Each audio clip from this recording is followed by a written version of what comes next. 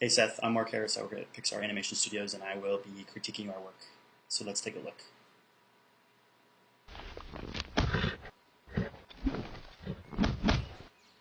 Listen to me! Listen to you? By what right? By divine right, if you must. I'm your king. No, you're not. You told me so yourself. You said you didn't want it.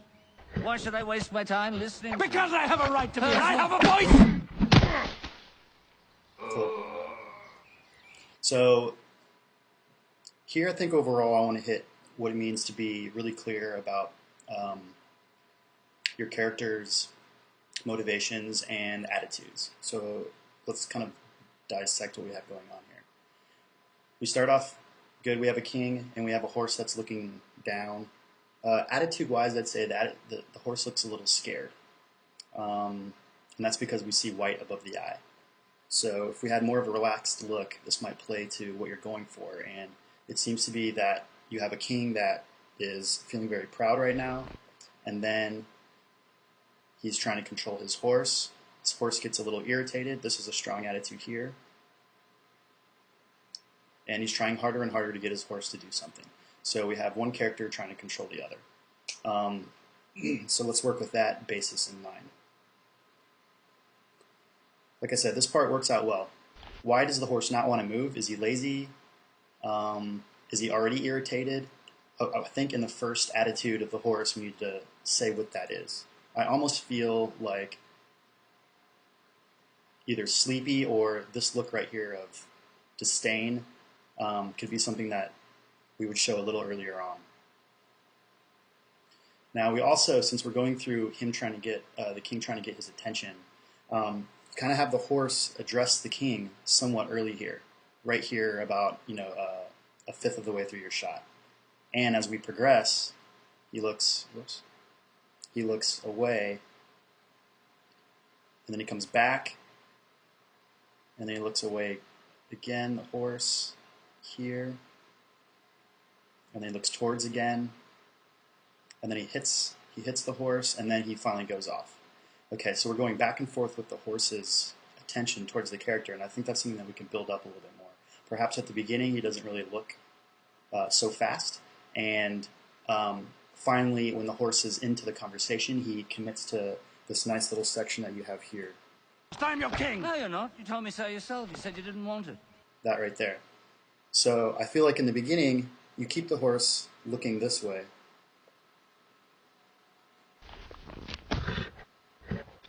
Keep him here. Don't move him here. If anything, maybe he just kind of looks over for a second and then comes back. Listen to me! Because also, when you're here in this pose, you're covering up a lot of you're upstaging this character a lot.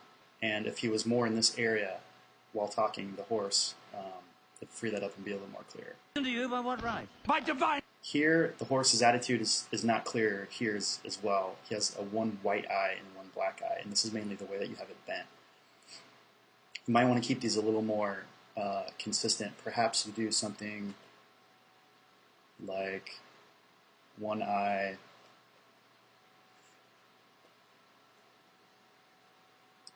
let's see, maybe you do one eye like you have, and then the other one you kind of put more on screen.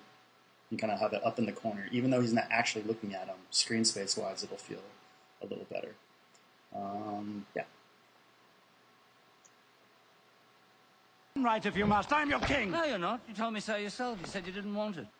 Okay, now also in terms of quality of movement for the horse, the slower and more lethargic he feels, the more it'll look like he doesn't really want to go anywhere. So when you playing the snappy character against a more lethargic character would be nice, and you need to amplify that kind of thing. Why should I waste my time listening? Because I have a right to be... And overall, I feel like you need to use the ears for some of this attitude a little bit more. When a horse is annoyed, they tend to put their ears back a little bit, or that he can just more reflect what the character is thinking. And if they're not on the king guy, then they can be off in a different direction. It's just another way to enhance the attitude. Because I have a right to be. I have a voice! Okay. So that's that. Let's look at the king. Now I feel like he's really snappy all the time. So we're not really building up an energy for the shot. You want to start somewhere in your shot and then finish at a different place in your shot. So for him to be very proper like this, and then at the end be kind of crazy and energetic, you need to build up into that instead of hitting it full blast right away. So I feel like the first few moves you do here, you could kind of tone down a bit in snappiness. That one's good. That one's a little too fast. Listen to me! And that one, he just gets right into it too quick. So see if you can build up into that. Another thing to be made clear is this pole here, we don't really read that much because it's all playing along the silhouette of the horse. So one way to fix that would be to have an antic, because the antic shows us where we're about to go. Actually shows us the opposite direction where we're about to go. So if he were to pull the reins back this way before he pulled in the direction he's going to pull, that would be helpful. And two stronger poses that might help that would be a pose where he's like this, right before he pulls. These are his arms here, and the reins are coming off like this. And then right after that, this pose right here, perhaps we have more of a straight away from the horse like this. Right, so you don't see the reins. Another option is to keep another straight up here, so the reins are up high like this. So these straight lines show more power in the pole. So imagine from over here to over here would be a really good description of the line of action. Listen to me! Listen to you by what right? By divine right, if you must. I'm your king. No, you're not. You told me so yourself. You said you didn't want it.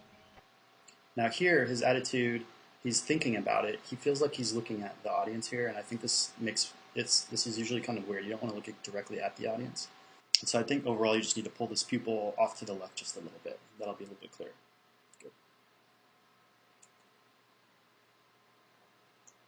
Good. Why should I waste my time listening? Because I have a right to be. Again, you have a little funky eye. So watch your eyes through the entire shot. You have some white above this eye and not above this eye. Just try to keep it more consistent. I have a right to be. I have a voice! Now the other weird thing is something's motivating the horse to take off really fast, and you're using the idea of this, I forgot the name for these things. I'm going to call it a tiny weird spatula, to hit him. So I think we need to make sure that this contact is a lot more clear. And one thing you can do here is bring the arm out a little further this way so that the arc is more like this, like that when he swaps it down. You might have to extend the arm a bit to do that, but it'll be fine. And then when you make contact, make it very clear that you're contacting this. And you notice you're getting a blur frame right here, so you're not seeing any of this. So what you kind of need to do is, say if this were your first readable frame, let's have this arm a little straighter out like this, and this thing literally touching this. You know, something like that. Probably want more of a straight in there overall. So I'm just straightening it, and I'm putting it more in the silhouette over here. Okay? Voice! I like your snappiness overall. Sometimes it's a bit too much. You're holding here, he does a flip, and he starts falling. Voice! I feel like he holds a little too long, and then he falls really, really fast. So I think you could blend a bit of this overall. I like the snappiness, but snappiness sometimes needs, if everything's snappy, it tends to oversaturate, I think, the rhythm of a shot. So if you can contrast your snappiness with your flowing rhythm, that would be a good thing. Also, look for things that cause questions physically. How does he actually keep his hand up here like this? It tends to cause a question. I like that we somewhat read the attitude of the character, but maybe we don't see it as long, and then it collapses.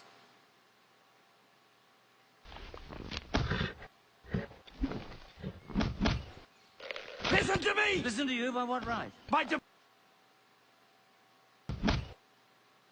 Listen to me.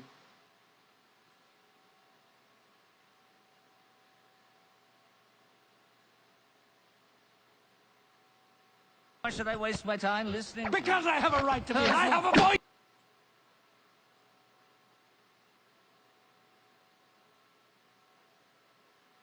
Okay, so let's look at some polishing stuff. Overall polish is going to be about spacing and arcs. So let's just look at our character's nose right here to trace one out of many, many arcs, which could be the shoulders, the tip of this little piece hanging off here, anything that helps you see the pixel move as it travels through space. So on his nose, he comes down, he spins. I can tell that from here, from the nose path to here was one keyframe, there's no transition. And it creates it, and then it also stays there. So your pattern that you're creating in the nose is down like this, and then it snaps over to here. And you want this to be something like this. So maybe you take this frame that you currently have and move it over, which will create this shape right here. Just to be clear on my last note, the path you make actually is an arc here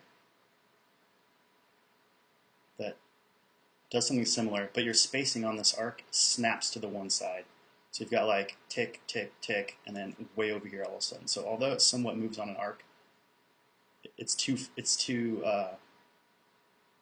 tends to read like this. So just make sure that perhaps this frame right here is moved in a little bit to smooth this out. And then your spacing here is really tight on this last piece right here. So you might loosen that up just a bit. And now you just snap out of that all of a sudden to here, and I lose what your arc you're intending there is. You've got a straight line going straight up like this. And what we see, what reads as kind of like as a flick in the frame, is this crown silhouette here changing all of a sudden in one frame to over here. So it's just too big of a move. You need to slow out of that or have a shape in between there. So you would want to trace a lot of that stuff on the wrists, the fingers, everything. This shape right here is getting a little funky. You might want to clear that up. Overall, go through all your hand shapes and try to make them clear. One way to do that for this one would be, maybe you have a shape more like, you bring the thumb out like that.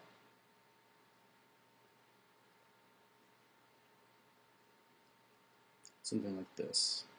So here we're creating more of a smooth line along this edge, here like this, instead of this very flat paddle feel like that. See the difference here? Is more of a flow, a simple side, and then you have a more detailed side on the other side. Cool? Okay. One more run through. Listen to me! Listen to you by what right? I'm your king! No, you're not. You told me so yourself. You said you didn't want it.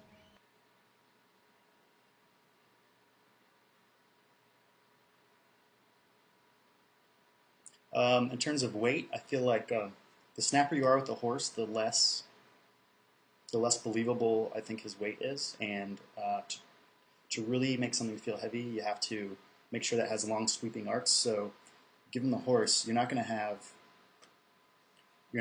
a shape that's, or a path in the nose that goes, something like that.